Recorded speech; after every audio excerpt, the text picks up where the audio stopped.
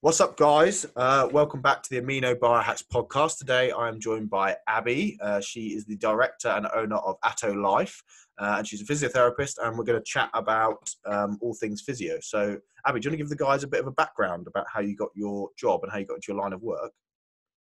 Sure. Hi, everyone. So, as Simon mentioned, I'm a physiotherapist and yoga teacher. It's been a long journey to get where I am today. I'll just give you a bit of a whistle-stop tour where it all started. So if we rewind to the younger days, I was always very active, really sporty, and then I was obviously naturally drawn to studying sport and science-related subjects at school. So went on to college and studied A-levels, sports and science, and I also got a little bit of work experience in like fitness clubs and also in like charitable organisations that were delivering therapeutic interventions for people with many different types of conditions. Always really enjoyed these kind of client and patient-centred services. I enjoyed working with people. So anyway, I finished my A-levels and went to university back home for a year studying occupational therapy. After a year, decided it wasn't for me. Why did you choose occupational therapy? So it was actually a profession that my dad wanted me to go in after he realised I wasn't quite going to get the grades to do medicine. Okay. So, makes sense. Occupational therapy was sort of a profession that I was encouraged to follow. But occupational therapists work quite closely with physiotherapists. And physiotherapy was really the profession that I was drawn to, but I went down the OT route. Anyway, so I finished after a year because I thought this is not for me. And then I had a year out just sort of figuring out what do I really want to do. Worked in retail for a bit, also worked for a sports coaching company, coaching little kids to play netball and basketball, which was really fun.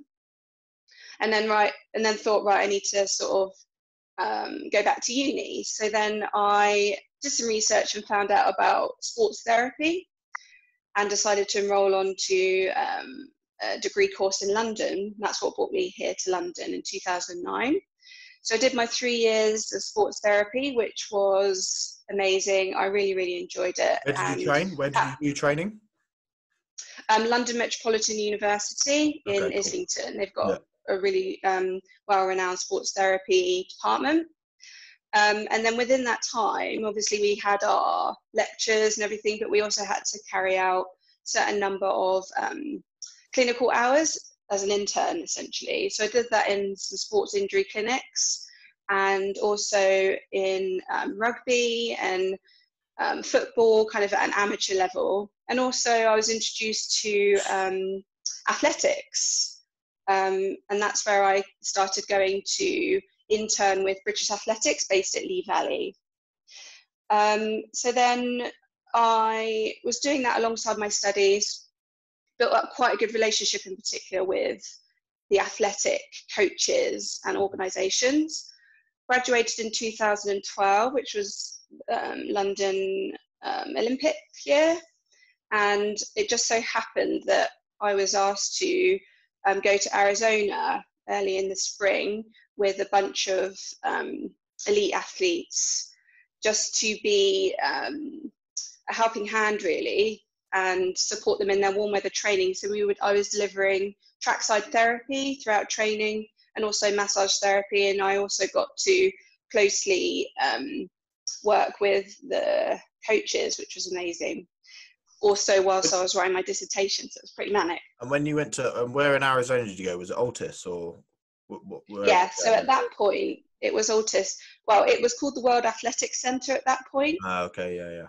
Yeah, and so I was out there with our British sprinters and also another group that was out there as well. So I was working with about 10 or 15 athletes at the time, which was so fun and really sort of solidified my love for athletics and working in athletics. So anyway, I came back to London, graduated, and thought, right, I'm going to have to get an actual job now. Yeah, make some money. So unfortunately, there wasn't like a paid opportunity within athletics or British athletics at that point. I needed a bit more experience actually to apply for a paid role. So I actually did some research and landed a job in a central London gym, which had like a clinic essentially. And I was a sports therapist delivering sports massage and injury rehab, and also working alongside Pilates teachers, personal trainers, yoga teachers. So it was a real kind of multidisciplinary gym clinic environment, which was great. But then I kind of was feeling quite limited in my knowledge after a while, after a few years. And I was having people book in with me that weren't just suffering with like a sports injury, but they were living with long-term conditions perhaps, or had an injury that was a bit more complex. And I just felt, I can't really help these people. And I felt a little bit out of my depth. So that was when I decided to go back to study. And I enrolled onto Masters in Physiotherapy at Essex University in Colchester. And that was a 2-year course. So pretty intense. But at that point, I was getting a lot more experience in the NHS, and also learning about many different types of conditions. So we did a lot of neurology, and we did cardiorespiratory. So then it taught me how to manage people who perhaps had condition like Parkinson's or a stroke, or long-term health condition with their lungs, like asthma, for example. So I was getting a much more broader knowledge base. Yeah, I was going to say, it's a real broad, like you've gone from elite performance to then health. Yeah, like health, like mainstream health, I guess, isn't it? So yeah. And was that part of the course, was it? Yeah, so as like in sports therapy and physiotherapy, you have to do a number of clinical hours. So predominantly you are placed in the NHS, but also in private practice. So I did a whole variety of clinical placements, from care of the elderly to pediatrics, working with kids with cerebral palsy, for example. So again, really broad experience. And then I started to think, actually, I absolutely love sport, but I really like these other areas too. And maybe it would be good for me to get more experience now as a qualified physio in other areas, just to broaden my scope a little bit and feel a little bit more well-rounded. And was there any synergy? Was there any synergy between the two kind of parallels? You know what? There definitely is. There definitely is. Because at the end of the day, we're all human, right? And we all have two arms, two legs. Our bodies are obviously very different, but we're all functioning humans. So there are certain elements of therapy that don't really change within different types of people, whether they have, a sporting injury or whether they have had a stroke. So the way I, generally converse with people, and we all, it can be quite complex to try and explain, but there is some synergy, but obviously major differences as well in terms of how you would deal with these type of people and deal with these conditions. So after I finished that, I actually went into private practice, not so traditionally after a physio degree. Most people go into the NHS. I came to Speedworks, which is where I met you. Yeah. And obviously, it's an athletic coaching company. And the opportunity presented itself to kind of lead the therapy team in a physiotherapy capacity. So we were delivering trackside therapy and obviously hands-on therapy and rehabilitation to these athletes. Did that for a year, which was great, and I felt like I had a little bit more understanding about the human body really as a whole compared to before. And then I thought, right, I think it's time to go into the NHS, because I was slightly reluctant for many different reasons, which I won't necessarily go into today. So yeah, I did some rotations. Typically you'll go into work in certain departments for a period of time. So I did post-operative care, orthopedics, outpatient department, community, neurology, a whole host of different rotations. And I was able to work in a multidisciplinary team again, but it was nurses, doctors, OTs, occupational therapists, speech and language therapists, consultants. And I just felt so much more confident in my ability to help people. And I saw that, you know, the importance of a client, patient, person-centered approach and a holistic approach. And this is what kind of really guided me into where I am now. So yeah, that's after my NHS quite interesting. I was going to say it's quite interesting. So you've kind of done performance, then you've gone back into mainstream health, then a little bit more performance, and then back into mainstream health. So that's kind of led you up until where you. So where do we sit now? So after the NHS, I did a few kind of. I went into private practice, so a few like clinics, private clinics. Went back to Nordic Balance, which was a little clinic I worked at with the sports therapy after the Olympic year. And then I did a few other bits and bobs, still kind of dipping in and out of sport, keeping in touch with people, doing some courses, Pilates and taping, all these extra little small courses that one will do. And then I decided that I wanted to go out there on my own. I thought I'm ready now to provide a service and create this brand and offer a service to people. And it's something that I always wanted to do. It was just a matter of when, when would be the right time. And I didn't feel confident up until last year really to take the leap of faith and just go for it. And to be honest, I was kind of at the point where I was seeing a lot of private clients in my own sort of time outside of the clinical working day. And it got to the point where actually I had no spare time. And I thought this is now the time to just go with it, because I'm getting so busy from a private business perspective that I think I can now just make the transition. And I felt clinically and from a knowledge perspective, this would be a good time.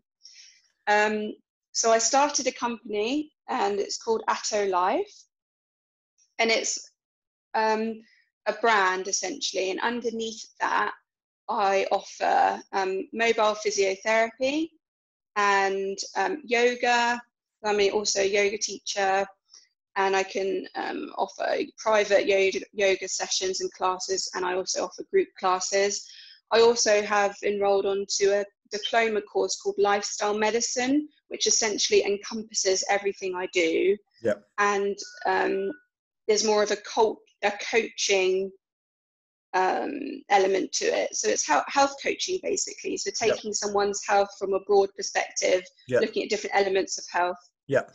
And I offer mindfulness as well. That's another facet to it.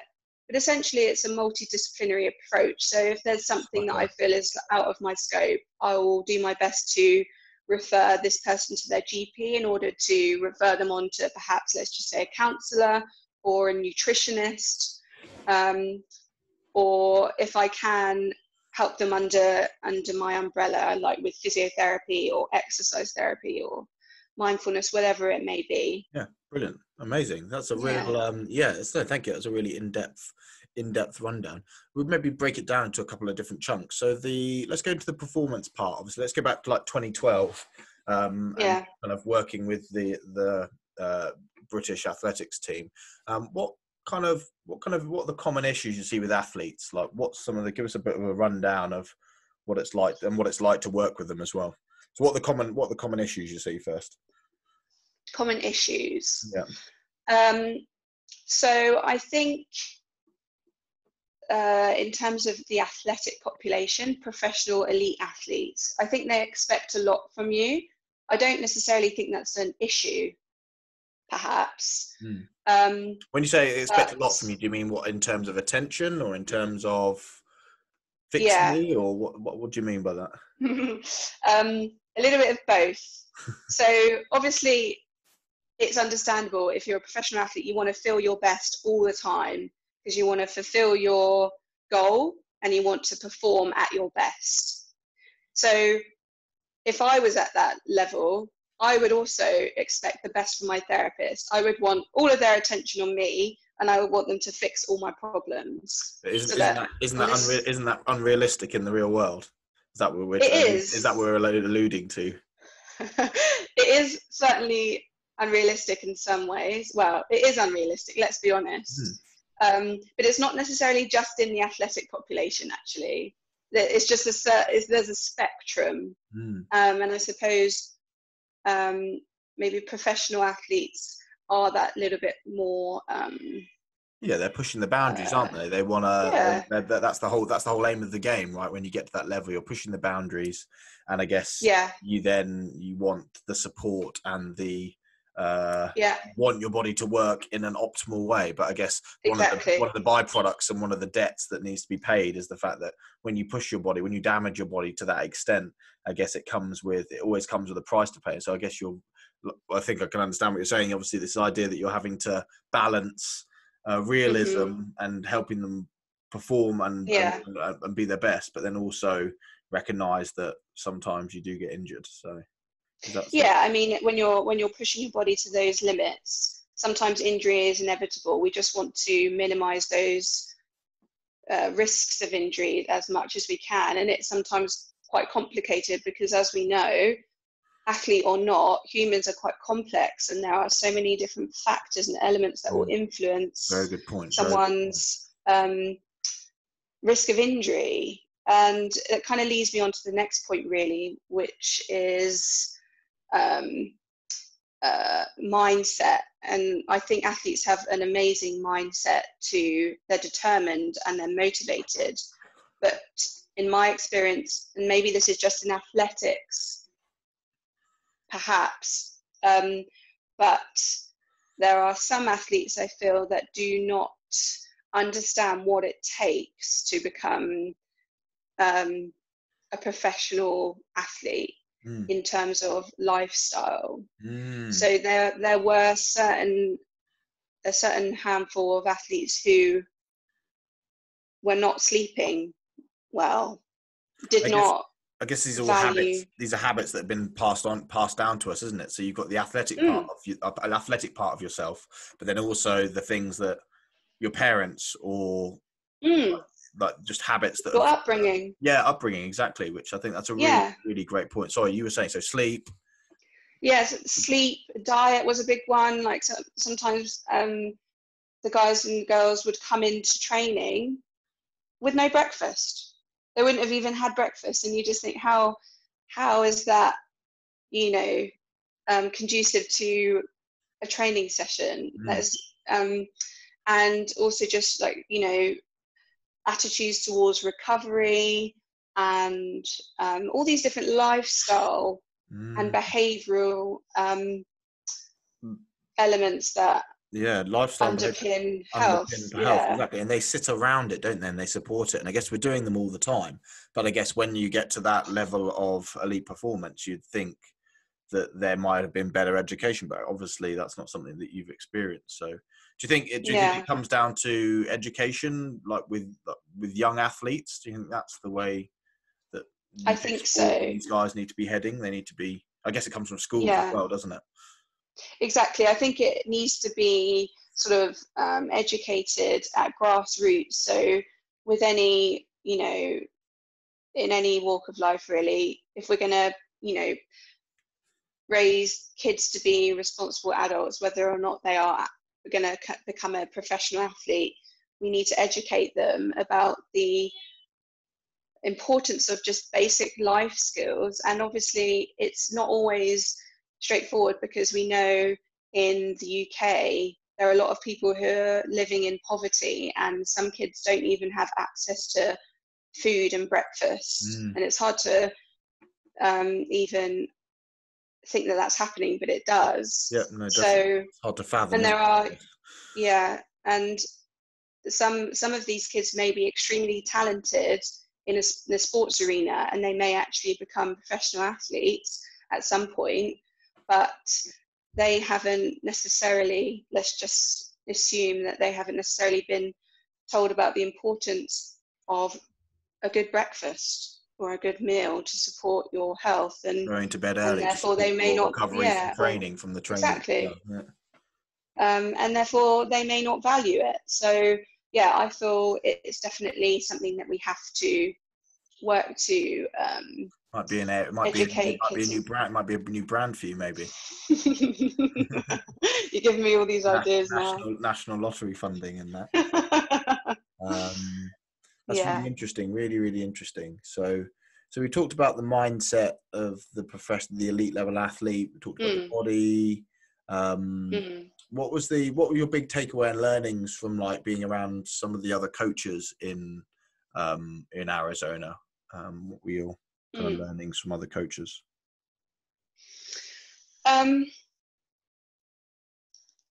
Well, obviously I learned about the specifics of training. Obviously in sports therapy I was taught about, training principles and all of that sort of thing, and rehab principles really, but not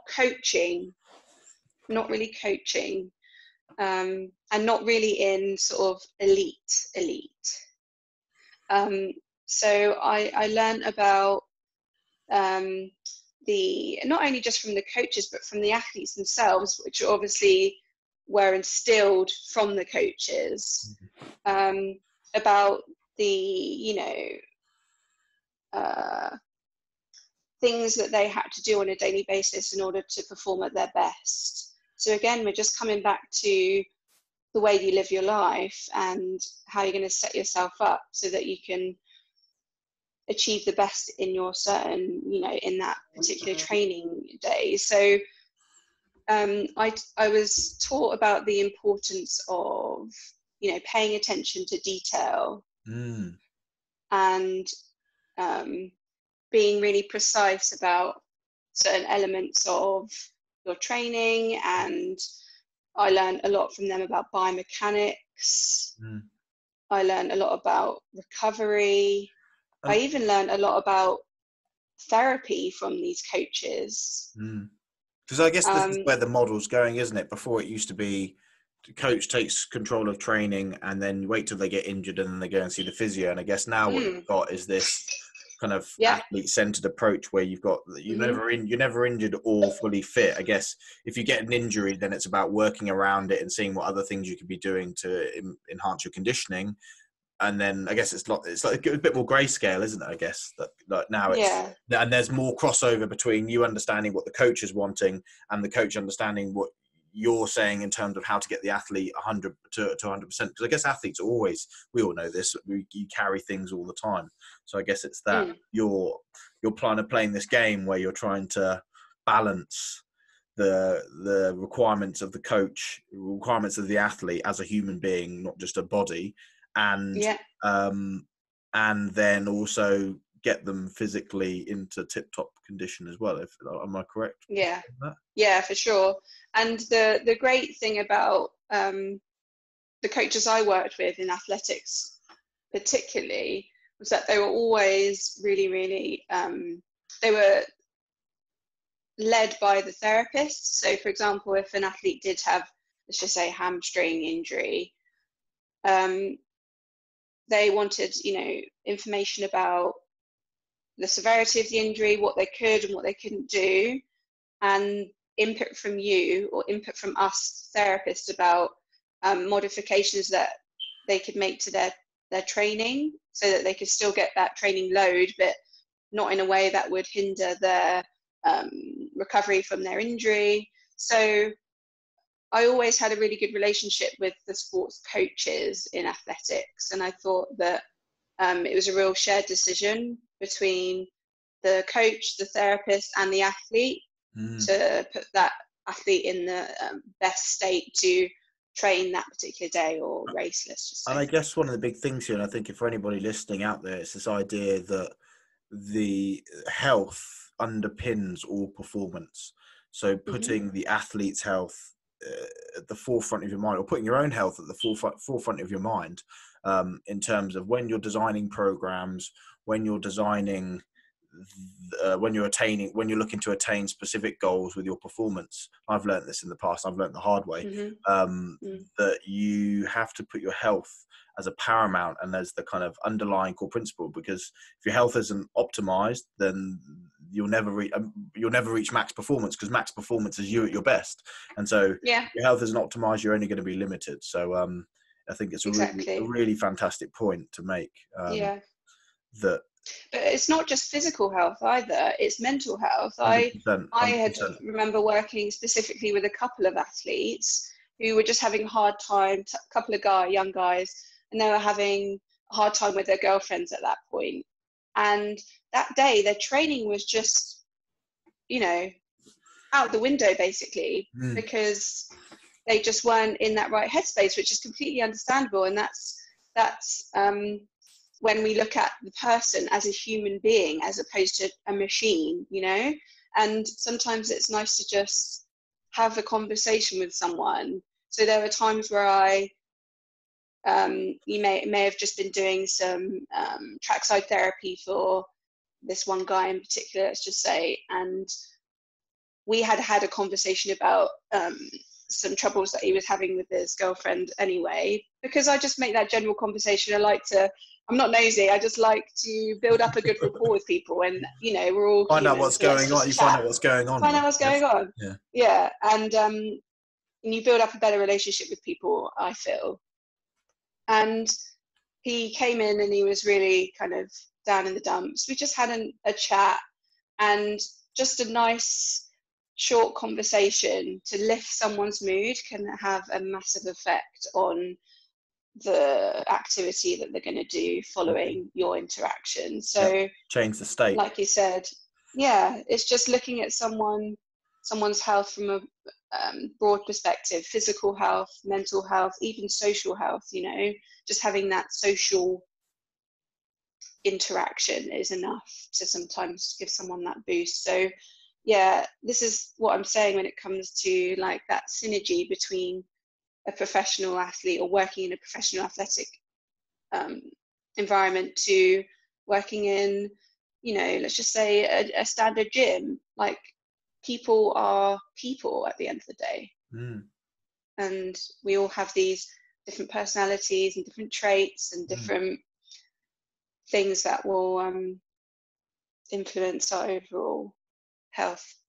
Definitely. One of the things I've been aware of in the past, just to follow on from that, is this idea that like health is never like a static place, is it? It's not something that you just reach and then you're there and then you can kind of stop. It's constant. It's always in flux. We're moving from up to down and down to up, and it's this idea that, and so I guess you're on that journey. You're having to tune in with where is this person on that day at that moment in time. Where are they in the microcycle or the macrocycle in terms of their social situation or psychological situation? Because obviously, I guess it's you can kind of see long-term cycles and short-term cycles within each of the individuals you work with. So I think that's a really interesting points there.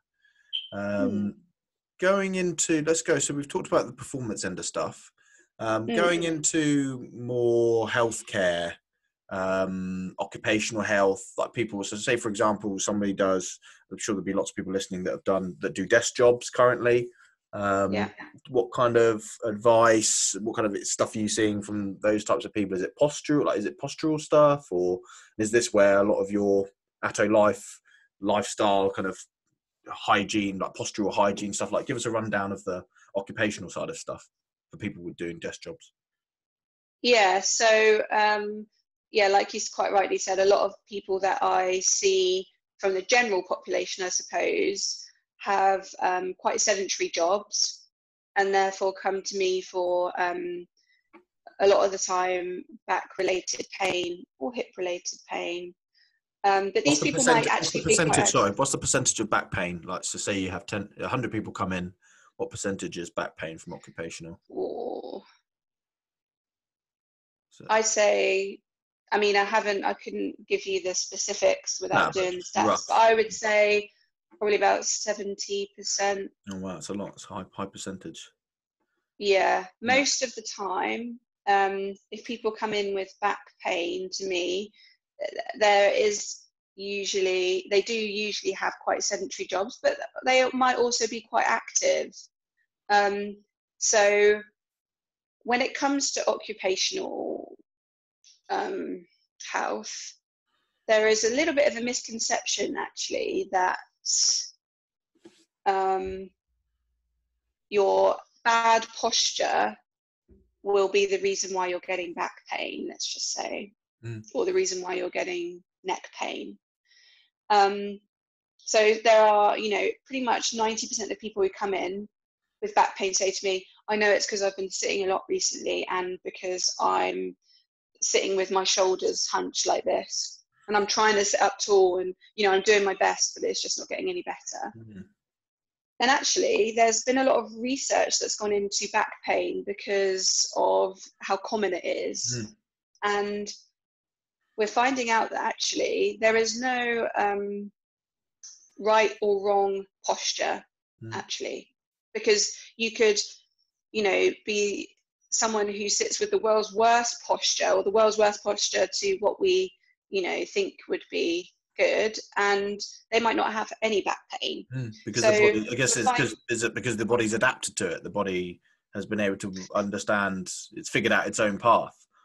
Yeah, so there's a there can be a physiological elements to it, but actually there are some other reasons as well. The first main one is that actually our bodies are very different, and our tolerance levels of certain things are very different amongst all of us. And it's more to do with the fact that you're probably sitting for 4 or 5 hours without moving than the actual posture itself. Does that make sense? Yeah, it's like it's like causality, isn't it? Like you think it's one thing, but you don't see the other the other things that have sat around that could potentially be causing it. It's like the old adage that they say that when a house is on fire and a fire engine turns up, that then fire engines are always at house fires, so fire engines cause house fires. Whereas actually it's that the observational effect, I guess, isn't it? It's that. Exactly. Yeah. So it might not be the way you're sitting. Obviously, we have this optimal desk setup that we're all aware of, but it's probably not the posture you're sitting in. It's probably because you've been sat in that posture for a long time, and the body is designed to move. We know that. So I just encourage people to just move more. Brilliant. Break up your day. The other thing also is that pain is actually very complicated. It's not always indicative of a specific injury or dysfunction in a certain structure, especially when it becomes a chronic type of pain that you've been experiencing for a long time. So it can become a little bit unclear as to really what's causing this person's pain unless you dig deeper.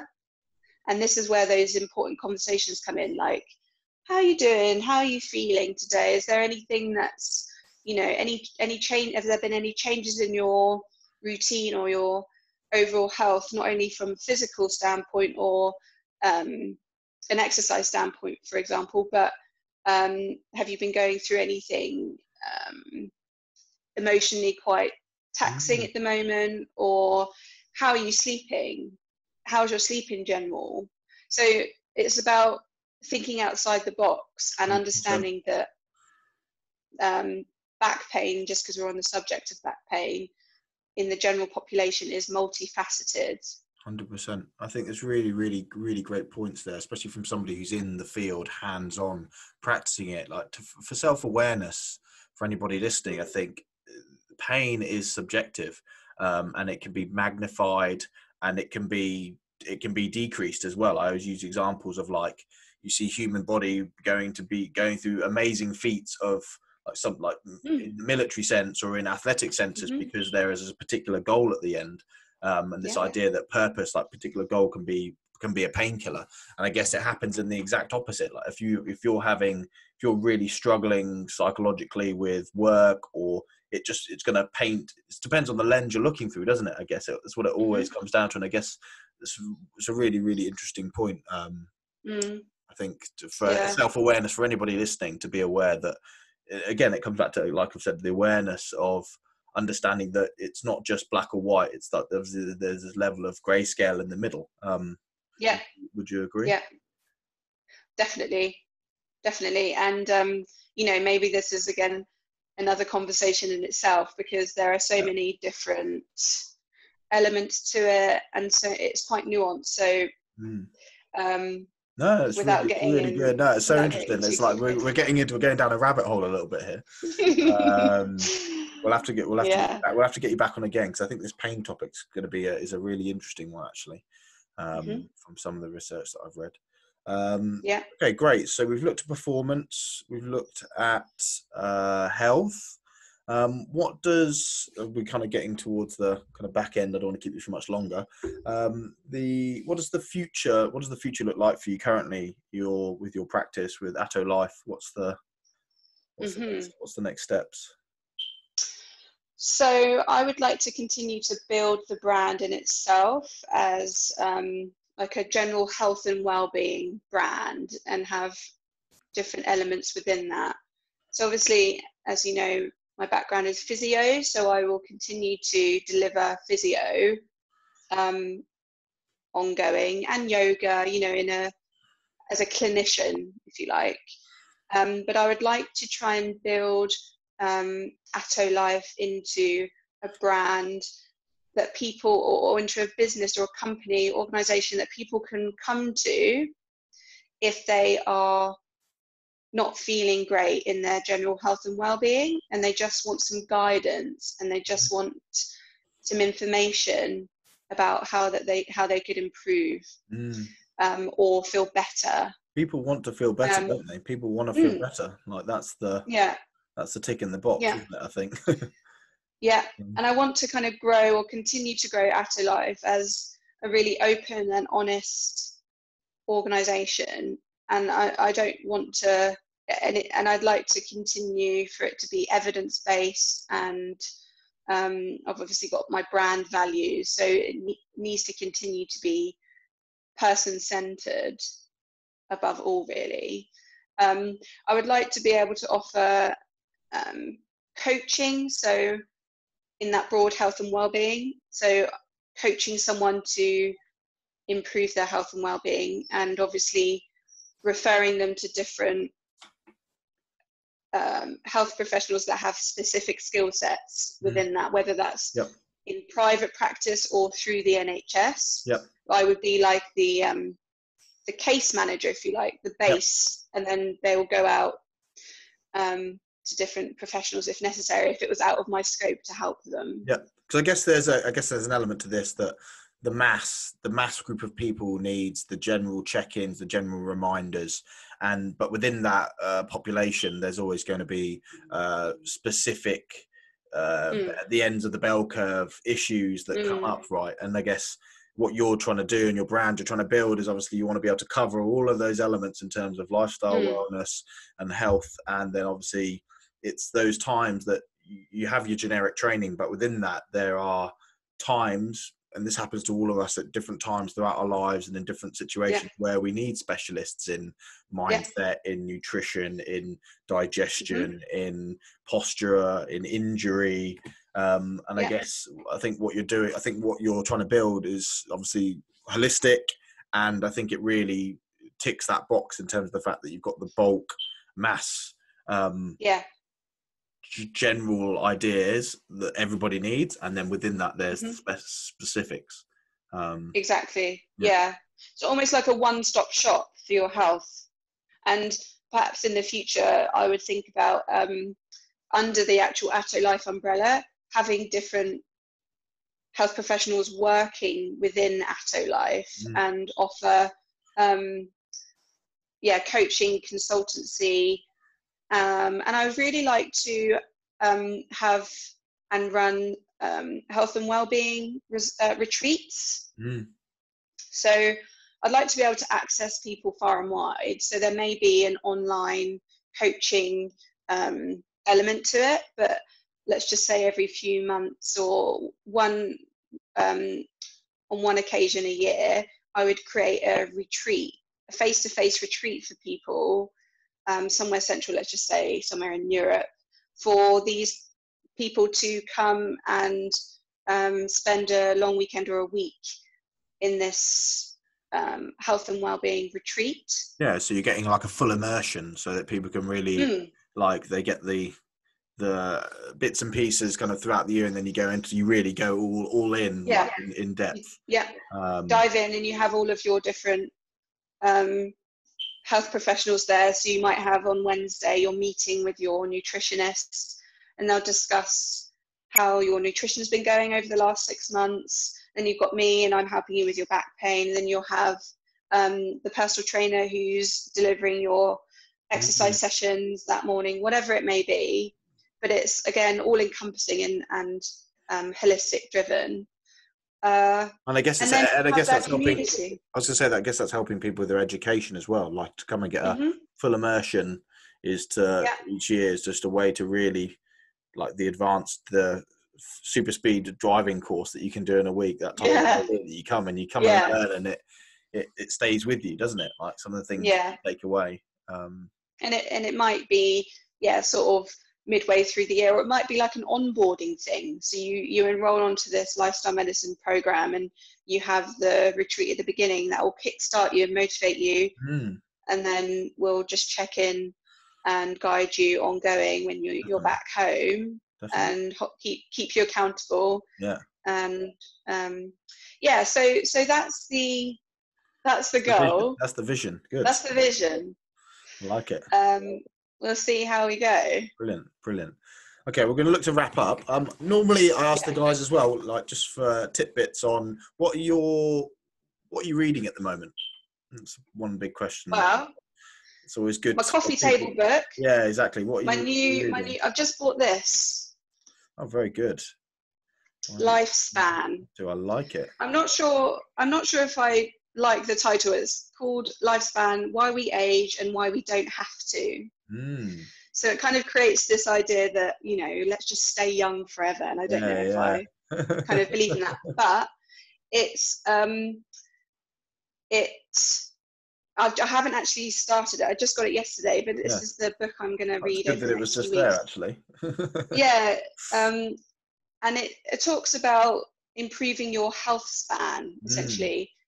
The quality of the years that you have, not just the length in which they're optimizing life and longevity. Aging is obviously a process that we currently have to battle, but I guess there's things that can accelerate or decelerate it, aren't there? And I guess that's what those types of books are aimed at. So. Exactly. Awesome. There's that one I've just going to start, and then this one I've almost finished. Principles by Ray Dalio. Ooh, great book. Very good book. Very good. This is one I've kind of like been dipping in and out of, but it's a great one. I'm a big fan of Ray Dalio, so that's awesome. Yeah.